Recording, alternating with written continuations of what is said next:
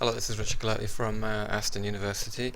I'm a sessional lecturer here, and I quite often look at students' work to check things like their academic writing skills and also their academic English. And today I'm going to look at a student's work who's written an answer to an essay question that's been set on the Business and Management course. This is a discussion and critical evaluation essay.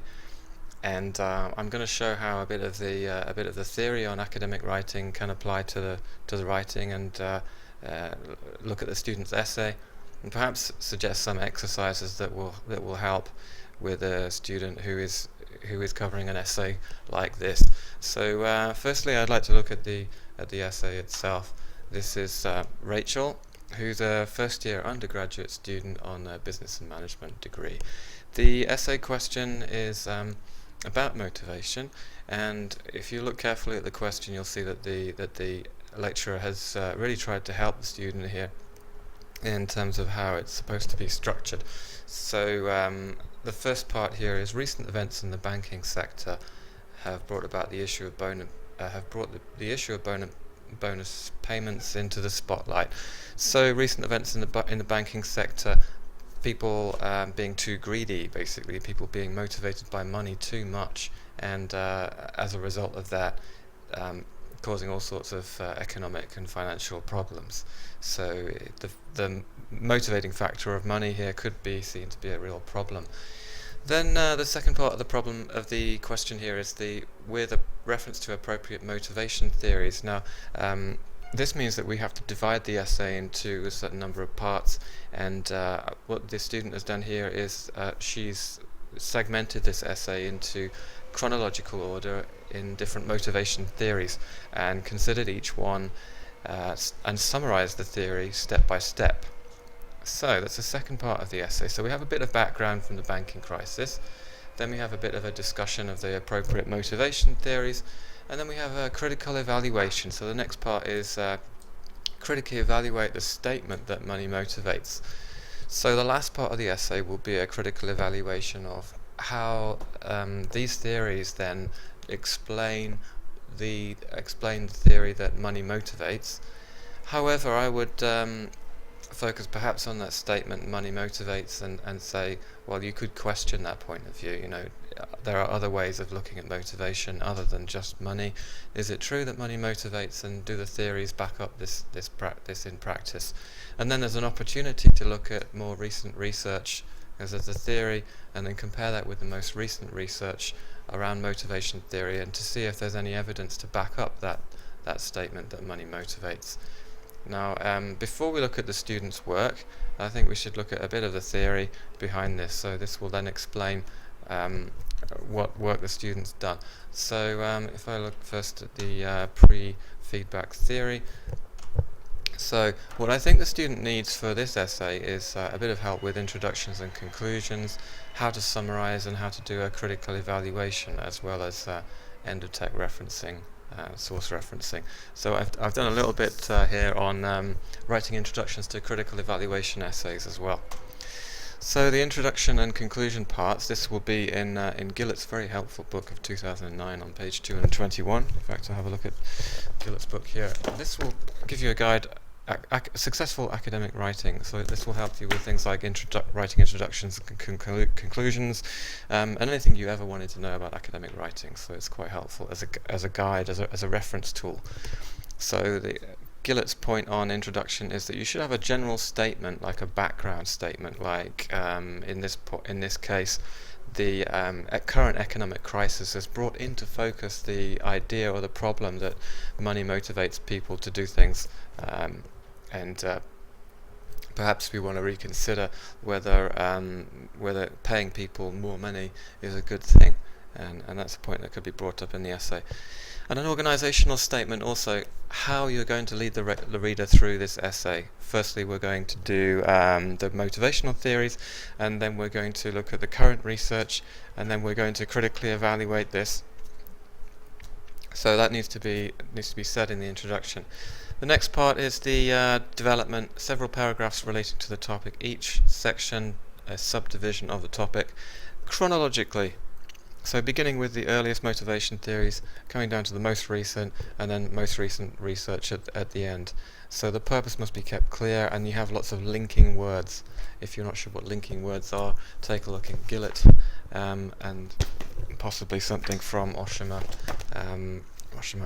Writing Academic English. The references will be at the end of this presentation.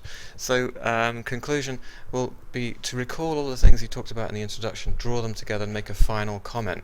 Summarize those main issues and explain the significance. What can we draw from this as a whole? How can we relate this? What kind of future predictions can you make? Have you achieved what you set out to do at the beginning of this text? So looking at what's from Fitzpatrick. So in Fitzpatrick, Engaging Writing, you use a background and a general statement in your introductions, and this is especially for an argumentative essay. So you can use the turnabout strategy. Now in this essay question, let's take a look at it again. So motivation theories, critically evaluate the statement that money motivates. Now in Rachel's thesis statements here, she's given two different points of view, and this is the turnabout strategy, which is very good. So we've got the point of view, your own point of view, is that money doesn't motivate as much as other things. The need for power, for example, the need for power may be a high motivating factor, perhaps higher than that for money. And then you've got the opposing point of view that people are motivated purely by money. So within a thesis statement in the introduction, you might say what you intend to prove within that. So if you look at what Oshima has said here, you could begin with a surprising statistic, a dramatic story, a thesis statement. Like, this is a bit of a turnabout strategy. Smokers say they will have the right to smoke in spite of the fact that smoking will kill them.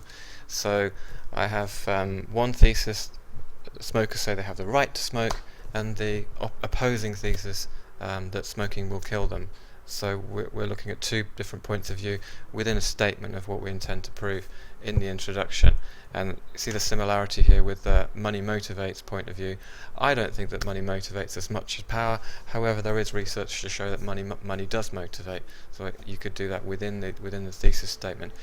In fact, I think that she's done here just that. So despite the fact it's generally assumed that money motivates, it's not the only way to make someone do the job. There are other factors like satisfaction, experiences, success, recognition, which can also affect people's actions.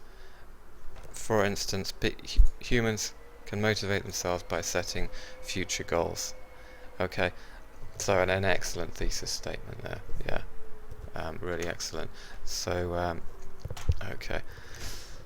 Then next is the conclusions to argumentative essays. So at the end of the argumentative essay, you may say, restate your thesis, a summary of the main points, a suggestion, what will happen in the future, kind of warning you might have. Consider a new point of view or take action. So if you're making a recommendation, you would use modal verbs like must or should or can or may or might. So the banks must be careful about bonus payments, for example, because they're motivating people to act in an unprofessional way. So signal the end of your... So this is from Oshima now, what Oshima says about conclusions to argumentative essays. Signal the end. Remind your reader of the main points. Rephrase your thesis statement in a different way. Now, Oshima says you should make a prediction, suggest results or consequences, suggest a solution, make a call to action. You must do this. Banks must be careful about how they arrange bonus payments to bankers for taking risks. All this is in the news and it's in current research, so it can be included. Quote an authority on the topic. So although I just said perhaps banks need to be careful about what kind of bonus payments they make, you could find an authority on that subject and quote them instead, or as well as your own opinion, which would be really good. So if we take a look at Rachel's essay and we go down to the end, into the conclusion, she says here, so I've written an excellent argument. There's a researcher, Lawler, 1971, in many situations Bonus payments, monetary rewards are important. Good, so research has been brought in. Salary policies are based about the role as money as a motivator. Even though there's evidence that money motivates, the theories above focused on more important and valuable aspects. So another summary of the important aspects that have been brought in within the text. So, money motivates, but perhaps not as much as in the theories that have been brought in within the discussion. And then finally, Rachel's own point of view. Money is like a prize. It's tangible.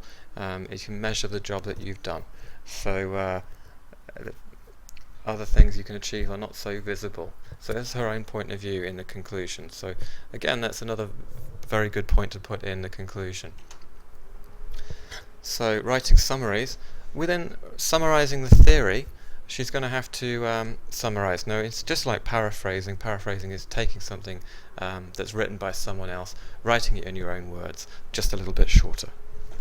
And so you have to take 3 or 4, I think it's 4 different theories, summarize them to fit them into the essay. Obviously, we've got to cover these theories, fit them into the essay, discuss them and evaluate them, and then comment on them and apply them to this case of the banking crisis.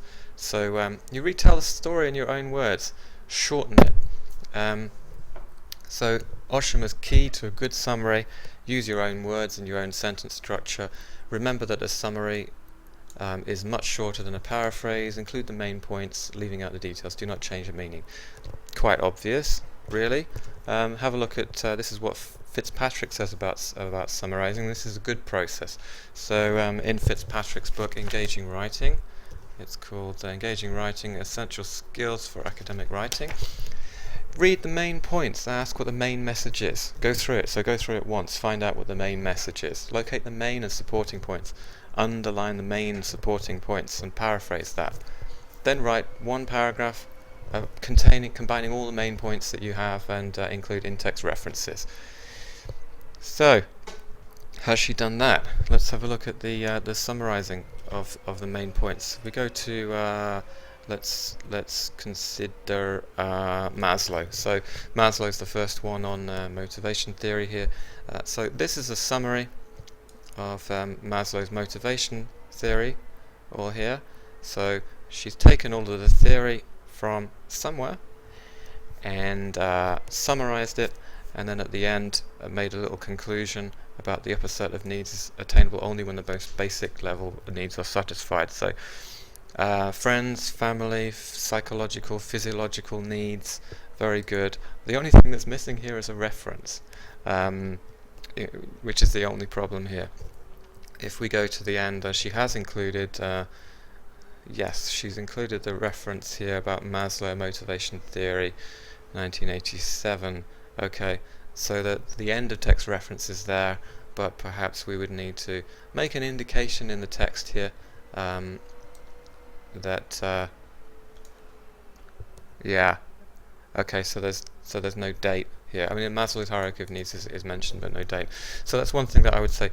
So I need to have a kind of a bracketed in-text citation to say, yeah, it was Maslow. It was 19. When was it? 1964. And it's it's in his research paper. Yeah, the original one, 1967. So basically, we need that in the text, and then at the end of the text, we need Maslow's full reference there. Or you could have found Maslow in another textbook and said cited in Mullins 2011, because it's in a textbook, and because you don't really need to go to the original source to find that information about Maslow. You could just paraphrase something from Mullins' textbook, and I would do that. It's easier. So going back to this, summary is more than 3 sentences long.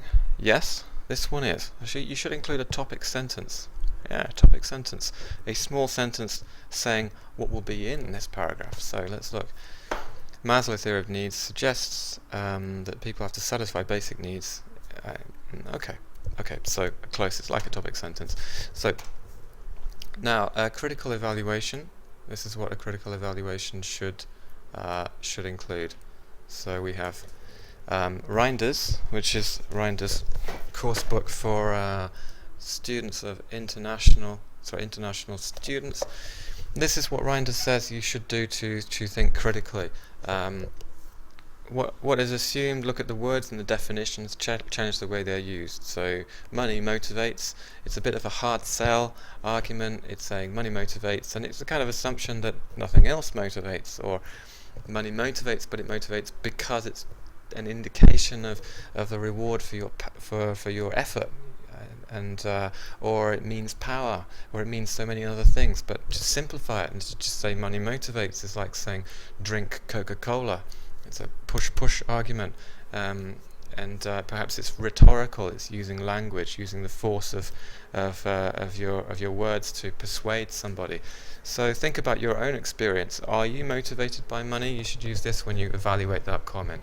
So Reinders is a bit of an introduction there into critical evaluation. The next page, some critical thinking strategies. This is from Cottrell, Stella Cottrell's excellent book on critical thinking skills. This one here. So compare what you read with what you already know. Look at the position. Are they trying to sell you something? Yes, they are. Trying to hard sell you the idea that money motivates. So a lot of people in sales jobs will be told, we need someone who is motivated to make money. Yeah.